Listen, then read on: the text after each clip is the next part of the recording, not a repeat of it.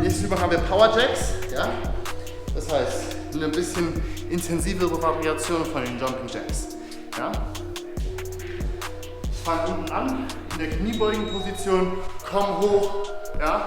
Hab von der Armbewegung her nur bis Schulterhöhe und tief. Gesäß geht nach hinten, Oberkörper bleibt gerade und ich habe die Squat-Dynamik mit dabei.